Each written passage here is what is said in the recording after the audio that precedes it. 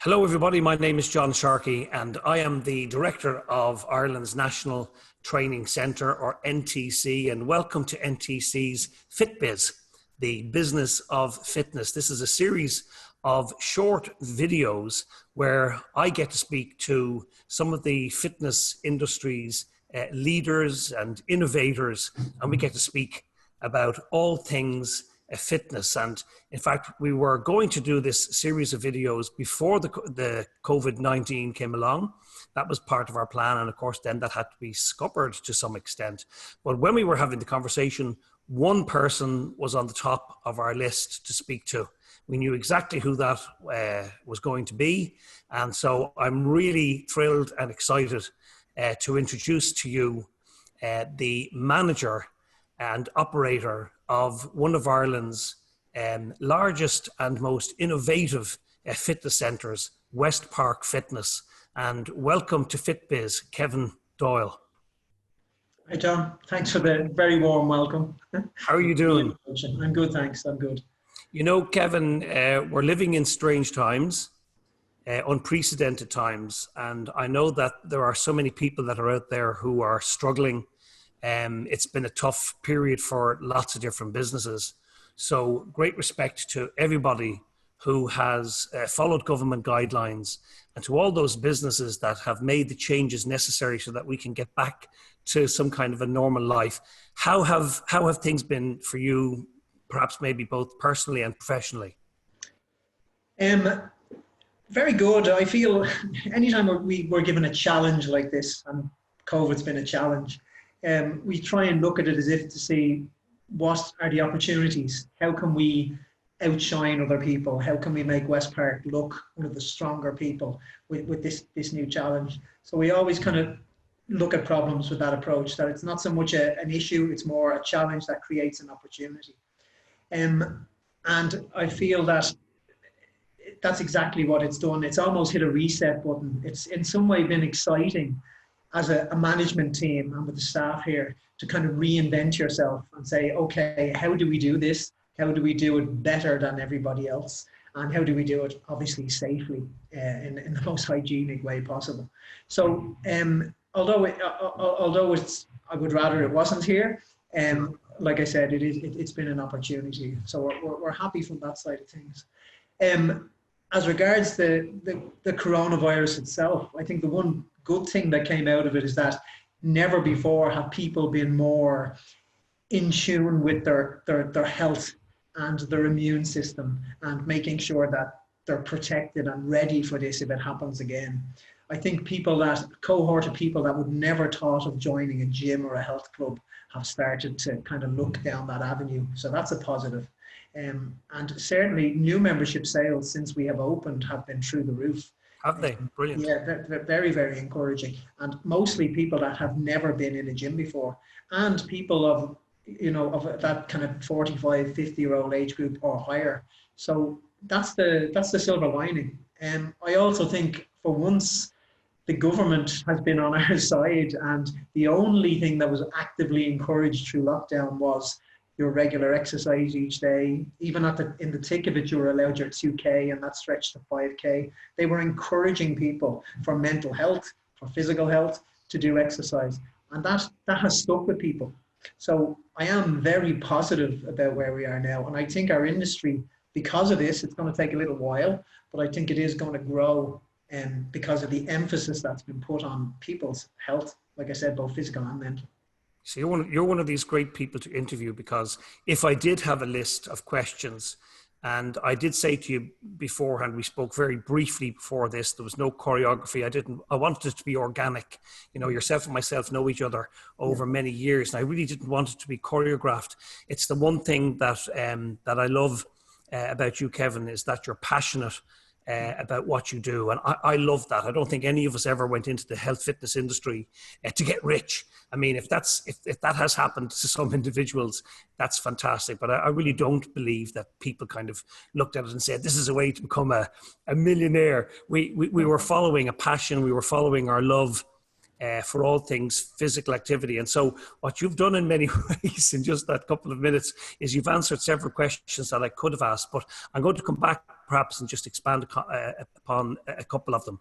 First of all, the health fitness industry within the community is such an important part of community and community health, isn't it? And you mentioned mental health. So could you speak a little bit perhaps about what type of activities do you offer, in Westpark Fitness, to throw the widest possible net out there for people? What is it that Westpark Fitness is offering?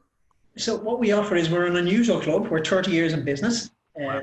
I've been here for 30 years, starting in the ranks, like you said, back in the old aerobic championships days, and now to sit behind a desk. I'm still wearing a t-shirt, so I stayed away from the shirts. But as regards what we offer, I seen this trend happening, not me personally, I know lots of people did, but I seen this trend towards offerings towards people's mental health, anxiety, and how they deal with that. We started a class, for instance, one of our classes was called Yoga for Anxiety. And I was worried starting with a title like that, thinking no one's going to kind of admit they have anxiety and go to this class. That is now by far our most popular class. Wow. And it just, the minute it was launched, it filled. The girl that obviously, and I know you know this because this is what you do, it's so imperative that you have the right person to teach that class. I could have a yoga for anxiety with a very weak instructor and it's not going to happen. So the person teaching it is so important. But that class just went from strength to strength pre-COVID. Now we have now 10 of those classes on our timetable. That's brilliant. And that's alongside the likes of Les Mills Body Balance and all the different stretching and flexibility classes. Anything that it's no longer a thing where people want to pound their body and come to the gym and leave sweating. I think mental health has become a huge issue for people. Right. We've started an online mindfulness. So we've kind of seen, like probably in your college, there might be some kind of blended learning as regards attending college and online. And I feel we'll have to look at that too, because we have experienced, one of the negative side of COVID is that we've experienced a lot of suspensions of memberships. People are still not confident coming back. Confidence is the word, isn't it? Confidence is the word. Confidence is the word. This is a 5,000 member club. We have up to yesterday, we had over 700 people suspend membership. Okay. So there's a good percentage that still aren't confident. And that's where I feel, I'm not blowing our own trumpet, that we're doing things quite well. And we're putting testimonials out there, but people are uncomfortable, and that's fine, and I accept that. So this online offering of mindfulness, this yoga for anxiety, and things they can do in the comfort of their own home and yet stay connected to Westpark, because that's all I want. I want them to think that Westpark is my club, my community, and I do see myself at some stage going back. Or perhaps it's blended where they'll come to me twice a week and they'll do their classes, and twice a week they may go online, or once a week they may go online and attend one of our online sessions. So we're developing that whole anxiety, mindfulness topics as much as we can, because I do feel that's going to be one of the big ones for us over the next 12 months. Well, Kevin, as part of our responsibilities at NTC, and we also have, you see, a professional association, because we offer courses both in the health fitness area, but also in the touch therapies, neuromuscular therapy, etc. And we have an association, and as part of our responsibilities to our graduates and to the members, our team in the background have been working so hard in gathering all of the appropriate information. We've been keeping our eye on the various agencies, and we've also been looking at various different fitness centres, including Westpark. I mean, that was part of what we did. And in fact, we were so impressed when we were looking at your website and when we were looking at all of the steps that you've taken. I'd love you just to talk a little bit about that, because you're hitting all of the boxes. It is about confidence. And there are people who are thinking that they're not going to go out. That there are other people, by the way, who are overconfident, that they're the other end of that scale. And they're less informed. In fact, if they were more informed, they'd realize that the wearing of a face covering is not that much to ask, so that we can get over this and that we can get back to normal function. But could you just speak a little bit about what type of interventions have you put in place in Westpark so that people can feel confident about coming there and working out and doing whatever they want to do?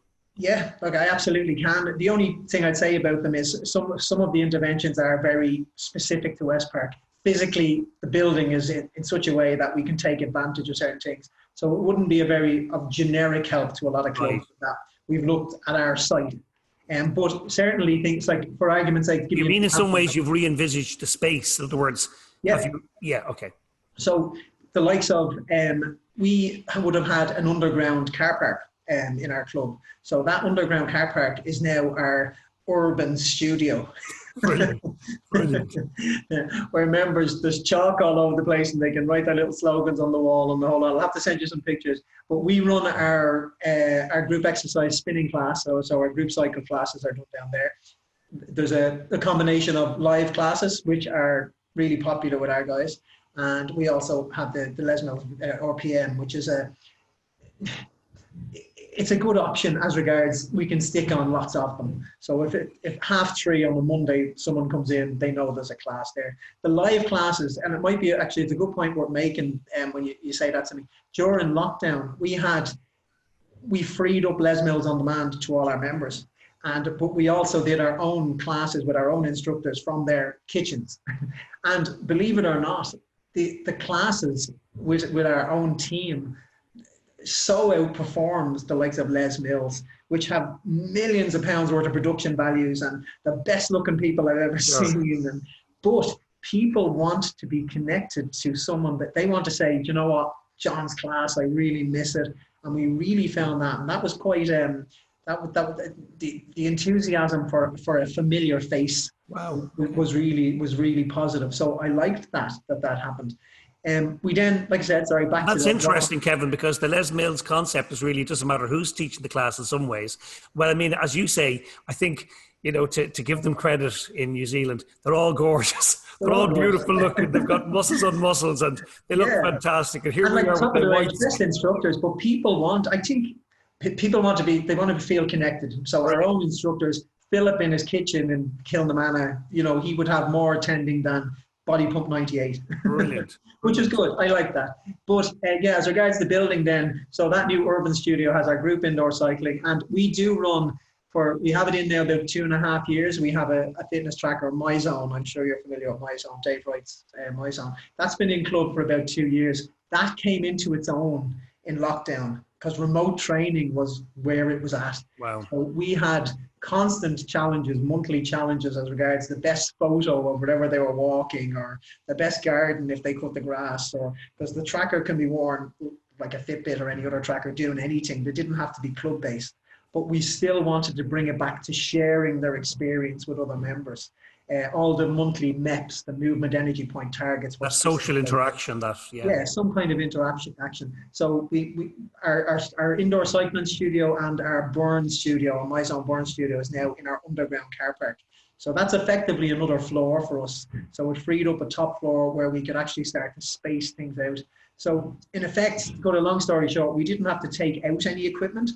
We just literally socially distanced it all because I could gain a floor.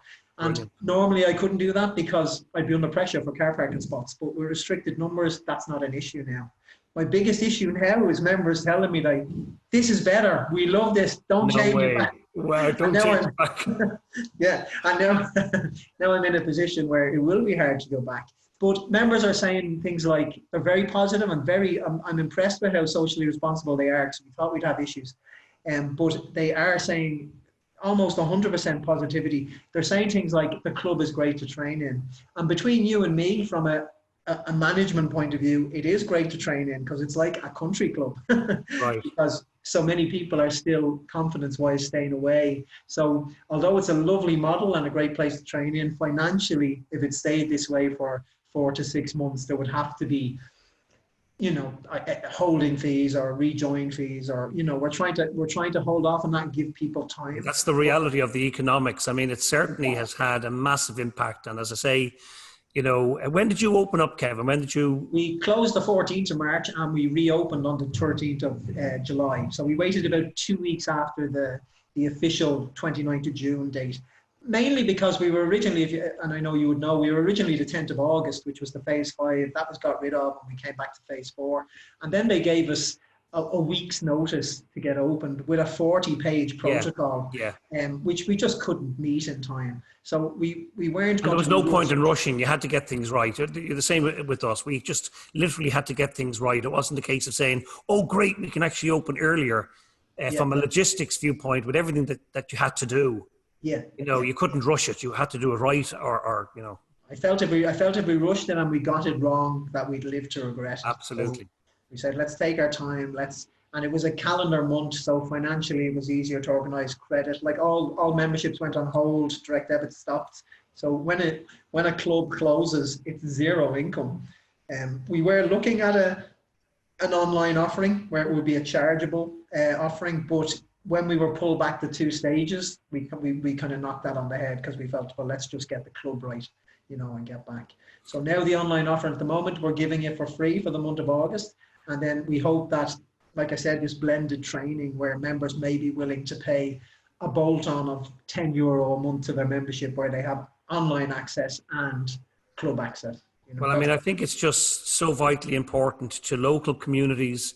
I know that on your mission is a fitter planet, isn't it? Or fitter world, fitter planet, I think you say, and that is really, that is what we would love to see. We'd love to see a healthier and a health-related fitness. In other words, that I think I've been saying this for years, as you probably know, Kevin. We need to shout from the rooftops to the government, to the Department of Health, to the European Union, that if you want to bring your budgets down, then really let's start encouraging people to get out there and join health clubs and fitness centres. And I think both of us would agree, look, if somebody doesn't want to join a fitness centre, if it's not your thing, that's great. Get out there and walk. But there's nothing better than having a qualified professional who you can come back to and discuss, your aims and objectives and how you're getting on. And the other thing about it is we're all prone to just, going, you know what, it's raining today, it's snowing today, oh, the sun is shining today. We can get all these different excuses for not doing something. And again, it's just great to have somebody who understands you, knows what you're trying to achieve, and can motivate you. And that's what I want to just say, yes, go and do your walking, but, whether it's Pilates, yoga, Feldenkrais, Alexander technique, whether it's going for a massage or neuromuscular therapy, some type of intervention. Yeah, exactly. I think it's some kind of physical activity is very, very good. Going back to a point that you touched on, saying, look, we know we're not going to get rich and, this, that, the other, but like the industry we're in, and this is, and I know it's probably a further on question, the industry we're in, and the instructors and the receptionists and the hygiene team and everyone we look for needs to have a passion for what they do. And the money, I do feel you can get rich and the money will come, but it's a possibility. Absolutely. You don't know what you do. I have had, and I'm sure you have had, many a member of my club who's 40 years of age, who's a chartered accountant and on 150 grand a year and hates it and goes to work every Monday morning. And I've had them come to me and say, I'm thinking about doing a fitness instructor course. And money aside, I really do think you can tell the person that's going to love what they do. And I have never come to work where I feel like, oh God, I have to go to work. It's funny you should say that, Kevin, because it's one of the questions I get asked most often by people. They say to me, fitness is my love. I absolutely love, fitness and physical activities. If I become a fitness instructor or a personal trainer and it becomes my job, will I lose that? So you're speaking to that. And the truth of the matter is, how many years am I in it? I wake up every day and I really look forward to go. I've never woken up and said, oh my God, here I go. I have to go back into, NTC. Or I think the fitness industry provides you with an amazing career, doesn't it? Yeah. And initially when you come into the industry, yes, it's a steep learning curve, and it isn't initially a well-paid industry. And that's okay, because like I said, there's a love for what you're doing. But sometimes I would get from some of my club managers, things would come back to me like saying, you're expecting too much of them, like they're not on great money. But that doesn't wash, because everybody has a choice, and there's ways of earning more money. And if you want to go, if money is your motivating factor, by all means, don't initially become a fitness instructor. Right. But long term, if you're doing something that you love and you're so possibilities are endless, aren't they? Yeah. Like it's just, that's. And also you can add different strings to that bow. In other words, people can end up specializing in specific areas so that, they can then bring, those specialities to the center or whatever it is that they're doing within their community. They don't have to be a 65,000 square meter center. There are smaller centers which have sprung up around the country and offer something unique. If you were to, in terms of taking a pulse around the country, I'm sure you've been speaking to other managers and other owners. Kevin, what kind of feedback are you getting in terms for the future? How are people looking at the future? Are they a little bit apprehensive? Are they positive? How do you think? I think the growth in the likes of pop-up clubs with like 200 odd members, it's almost like small group training, and people have their own bosses and all that. They're doing quite well because it's based on the person. It comes back to the person that's actually trying to motivate people to stay healthy.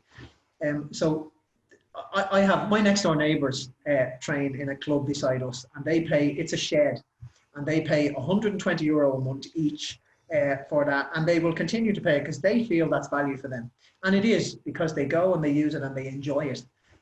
I do feel the days of, I think there needs to be a service offering. I think it needs to be holistic. There needs to be mental health. There needs to be contact with your instructor. I think that the days of, I know there is a model there for budget gyms where it's cheap and cheerful and it's no group exercise, no inductions, no showers. You train and you go. That will reach a certain kind of cohort, but it wouldn't be the club for me. And I think we're a very unusual club in that we're next door to a college, Tala IT. So we have our two biggest memberships are over 65s, believe it or not, is one of our biggest memberships. And then our student membership is the other side. Two completely different groups as regards fitness trackers, marketing, apps. They all work differently. But I do feel that you can be something to everyone. And I don't mean to rant on a little bit, but when we opened this club first, we had a small club with 500 members. And I remember when we went to build this one, I said, oh my God, people are going to be so happy and so excited. Look at it, it's fabulous. And for the first month, all I got was, well, it's not the same as the last place, and it's not this. And you used to make me toast in the morning. And but people want that. They want the community. And that's why I like My Zone and some of the stuff we have going, because it uses technology to manage big numbers, but keep it kind of connected. So any club that's doing that, and I've talked to a good few clubs, any club that has recognized that seems to be doing quite well. But people don't want to be just a number. I think they want to be involved. I love the fact that you appreciate your place in the community. Community is a word that I use with the students here all the time. Of course, people have to put food on the table and pay the bills and keep the wolf from the door. That's, of course, you want to do that. And there are some people, by the way, who will come up with something innovative, and the possibilities are endless. But it's wonderful to be able to have just the career that you absolutely love and to feel proud about what you're bringing to the community. And with the, I know, because we've guys from your college, but with the kind of guys you're putting through and coming out as qualified, I can teach anybody to do a bicep curl. I can't teach enthusiasm and motivation and a love for what they do. So, and I know that it can be developed through college, and they're in the ideal place, because I know you, Fidel, and the team, the way you work on things like that. Some people may have a romantic notion that the fitness industry is for them, but personality-wise, it just may not suit. So you do have to. It's something I feel you do have to have a passion for. And your staff, or Westpark Fitness, will be nothing without its staff. It will be a warehouse full of lovely equipment that's clean, but that's it. It's a funny thing, when I first set up NTC and I made certain decisions about how I was going to structure NTC. So we have an educational committee, we have an administrative committee. In other words, it's not a dictatorship. In other words, John Sharkey doesn't come in and tell them. That's more to do with economics. In other words, certain spends above a certain budget, and they have to come back and speak to me. But one of the things that I found over the years, and we kind of shot ourselves in the foot a little bit with regards to this policy, and that was that everybody who teaches on the course, first of all, they have to come through the program, or at least a program that would be somewhat equivalent to what we're teaching. And then they have to go through the tutor training program. So every single person that teaches for NTC has postgraduate qualifications in education.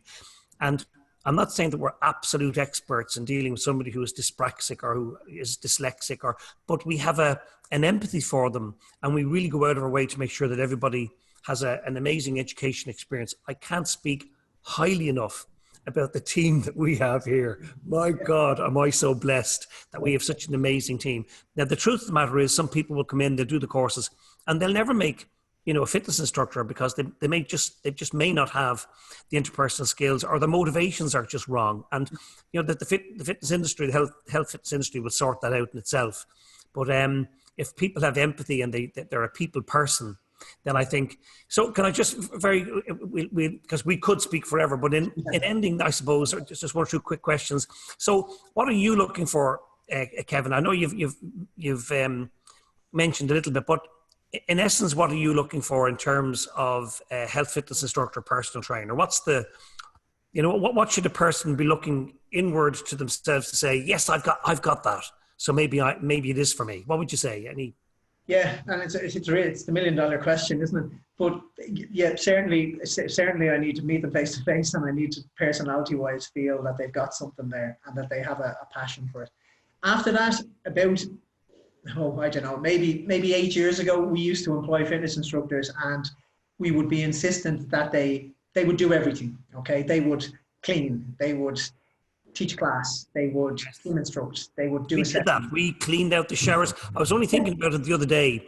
I discovered that fat bounces off your body onto the shower wall because I had to clean the showers and I had to use a particular detergent. And if they said, why are we using this? As, well, you have to get the body fat off the wall. And I was going, body fat off a wall. So boy, do you learn. You're 30 years. If anybody has done an apprenticeship, you're the person. But what we did, like, that would have been my 8 year ago kind of the way we ran things. But I do feel that a fitness instructor is a skilled position, and they're doing it because they have a love of it, hopefully. So in that regard, I want my fitness instructor doing fitness instructor work. So I do now cringe, even though we did it, when I go to a club and I see a fitness instructor who could be talking to somebody on a treadmill, is on the treadmill beside them cleaning it. So that annoys me. I feel like we have a hygiene team, and that's what they specialize in. But this guy, we're putting him on the floor for a reason, to motivate people and keep them going. So that model changed quite quickly. The second part of that model changed in that I realized that I can't put a square peg into a round hole. So if I had a step class on at his peak, I would want John Sharkey teaching that step class. But someone that's interested in strength and conditioning, PT, rehab work, it doesn't float their boat.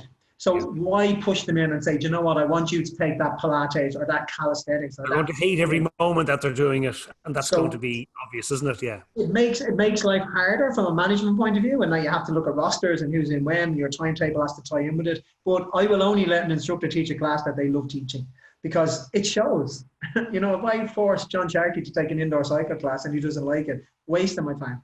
Yeah. So now we have a meeting. We have a meeting every quarter. We have sit downs with staff. We talk to them about what gets them going, what floats their boat. If someone says, oh my God, I'm loving the new My Zone Burn class, well, do you know what? We're going to give you a few more of them just to see. And that's worked very well for us, where people have semi-specialized in the classes that they're good at. Because they like doing it, guess what? They do it really well.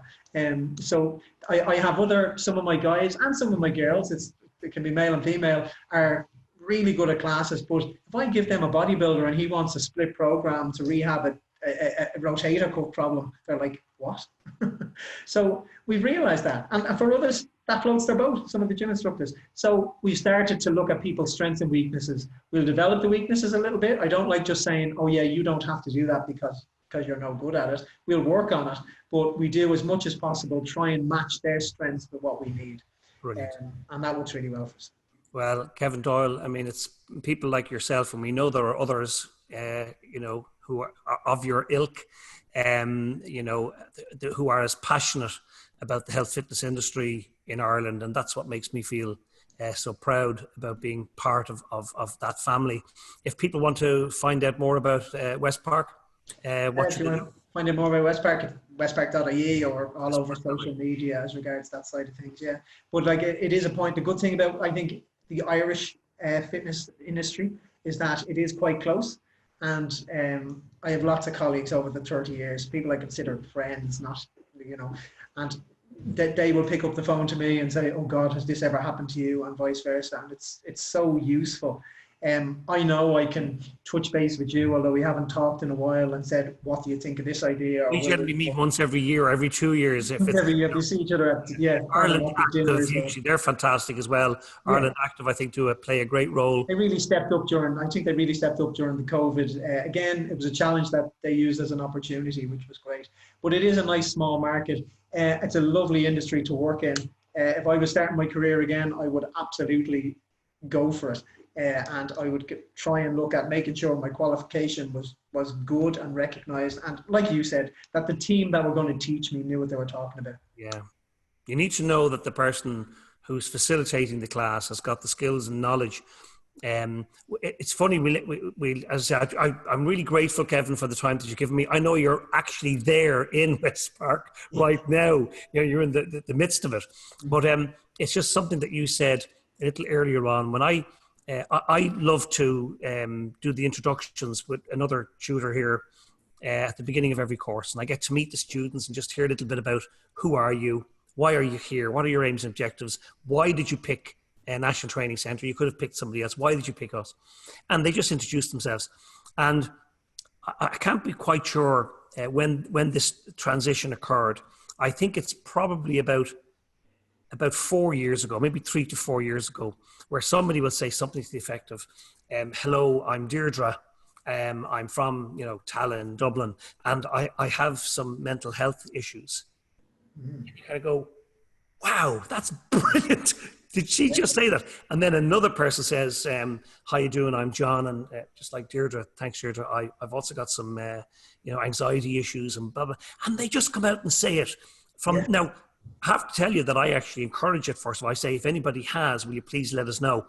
And I think it's to do with the fact that I started perhaps asking, which kind of gave them a safe space to say, well, I'm going to give it a go. And then they discovered that they've got this class full of people who are actually going to support them. They suddenly find this new level of support. And I think it's the same if people have such issues. We did a survey several years back. It was by telephone, asking people, were they a member of a fitness centre? And they had to answer no in order to continue.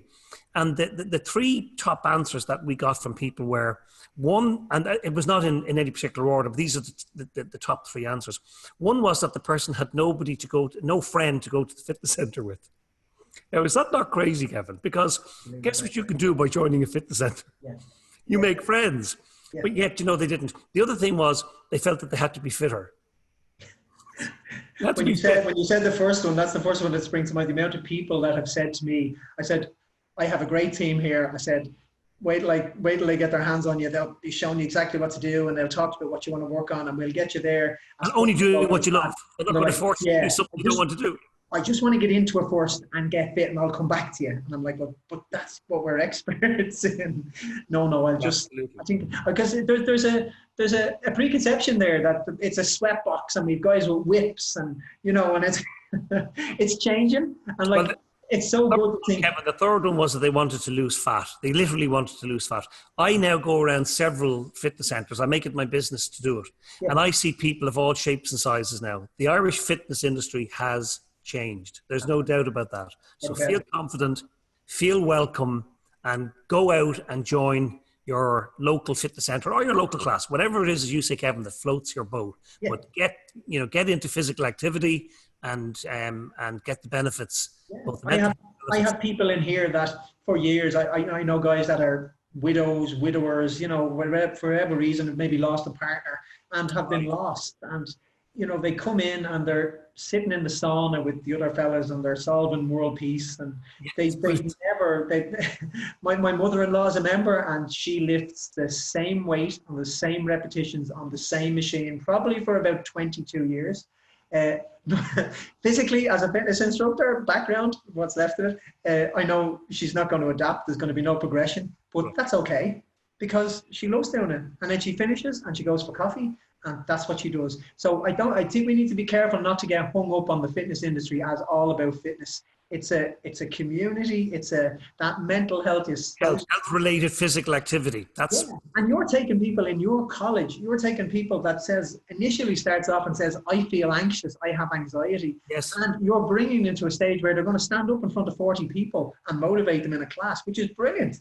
Yeah, well, that's what the team here do. And I often say it, Kevin, I didn't want to turn this back into say I want to keep the focus on yourself. But the truth of the matter is that coming through a course like this, we hear it time and time again, it changes people's lives. They have such a positive experience, even if they never go on to become a fitness instructor, because the truth of the matter is, it's the same with the neuromuscular therapy. You could meet somebody 10 years down the road and you say, well, did you set up and practice? And they say, well, there was a death in the family, or we had a new baby, and things can happen, right? That's just the nature of life.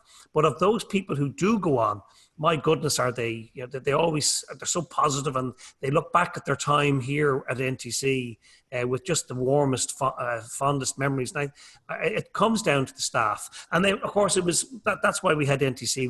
We wanted to give them a safe space, a space where they could come in, and this is a training facility where they're going to be with other students.